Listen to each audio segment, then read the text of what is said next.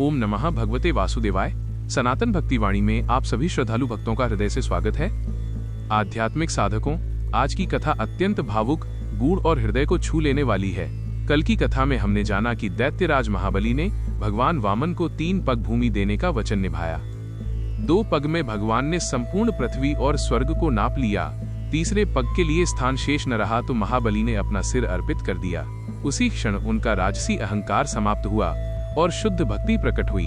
आज हम जानेंगे कि उस पूर्ण समर्पण के बाद भगवान ने महाबली को वर्ष में एक बार पृथ्वी पर आने का वरदान क्यों दिया।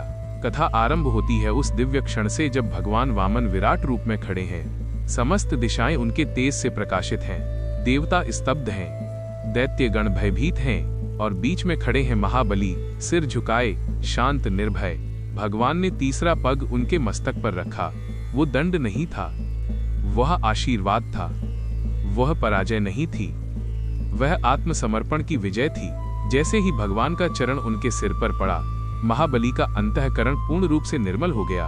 उस समय उनके पितामह भक्त प्रहलाद भी वहां उपस्थित थे। उन्होंने दोनों हाथ जोड़कर भगवान की स्तुति की और कहा, प्रभु आपने हमारे वंश को कृतार्थ कर दिया।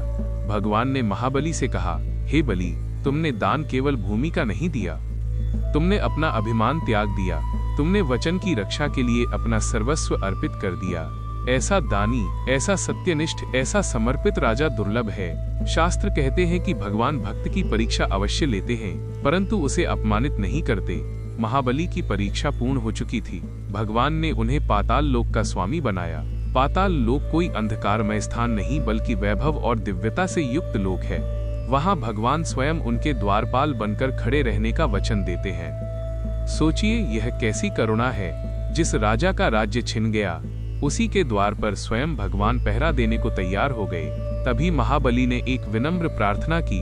उन्होंने कहा, प्रभु मेरी प्रजा मुझे बहुत प्रेम करती है, क्या मैं उन्हें पुनः देख पाऊंगा? क्या मैं कभी उनके बीच जा सकूंगा? भगवान मुस्कुराए। उन्होंने कहा, हे बलि, तुम्हारा हृदय प्रजा के प्रति सच्चे प्रेम से भरा है, इसलिए मैं तुम्हें वर देता हूँ कि वर्ष में एक बार तुम पृथ्वी पर जाकर अपनी प्रजा से मिल सकोगे। यही कारण है कि केरल प्रदेश में ओणम का पवित्र पर्व मनाया जाता है। मान्यता है कि उस दिन महाबली अपनी प्रजा के बीच आते हैं। लोग अपने घर सजाते हैं, दीप जलाते हैं, पुष्पों की रंगोली बनाते हैं और अपने प्रिय राजा का स्वागत करते हैं। यह केवल एक उत्सव नहीं है, यह समर्पण, सत्य और प्रेम का उत्सव है। महाबली ने क्या खोया? राज्य खोया, वैभव खोया, सिंहासन खोया, पर उन्होंने क्या पाया?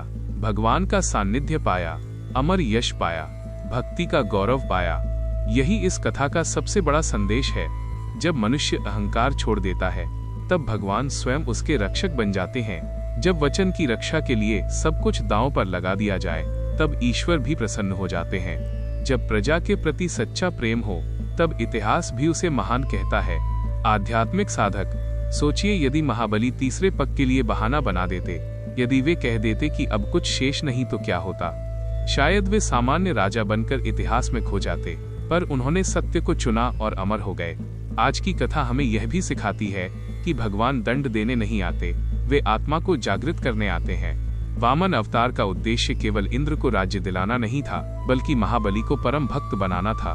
महाबली की कथा यह प्रमाण है कि दैत्य कुल में जन्म लेकर भी कोई महान भक्त बन सकता है।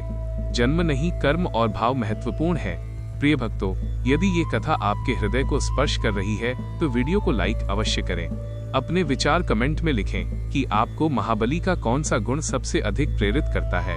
और यदि आप सनातन धर्म की ऐसी ही गूढ़ और भावनात्मक कथाएं सुनना चाहते हैं, तो चैनल को सब्सक्राइब करके घंटी अवश्य दबाएं। कल की कथा में हम जानेंगे एक अत्यंत रोचक और गूढ़ रहस्य। भगवान ने महाबली को पाताल लोक में स्थापित करने के बाद देवताओं को क्या उपदेश दिया और क्या कारण था कि भगवान स्वयं उनके द्वारपाल बने रहे। उस दिव्य संवाद में छिपा है भक्ति का अगला अध्याय। कल की कथा और भी रहस्यमयी और प्रेरणादायक होने वाली है। तब तक स्मरण रखें, समर्पण ही सच्ची विजय है। ओम नमः भगवते वासुदेवाय।